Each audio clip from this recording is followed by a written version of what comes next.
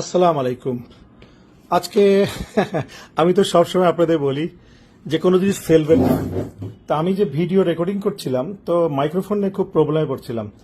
তো হঠাৎ করে দেখি যে একটা পুরানা মাইক্রোফোন, এই যে হেডফোন সেট পড়ে আছে, এটা নষ্ট হয়ে গেছে। তো দেখলাম নষ্টটা সব হয় না।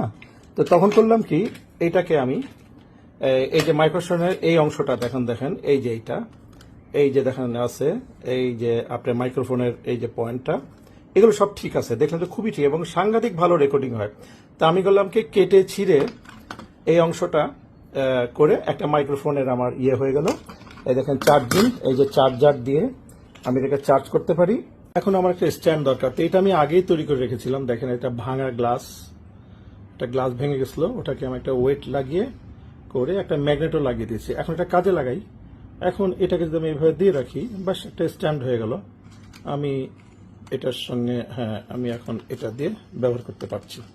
তো দেখুন, কোনো জিনিস ফেলে দিতে হয় না, সব জিনিসের কাজে লাগে। ওটা চেহারা বদলায় গেল এই হলো, কিন্তু আমার তো কাজ তো হয়ে গেছে।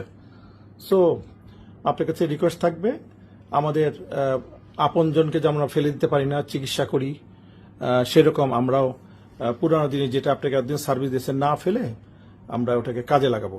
এটা জাতির লাভ, আমাদের লাভ, এবং ক্রিয়েটিভিটি বাড়ে। এটাও একটা খুব ভালো কাজ হয়। আল্লাহ হাফেজ।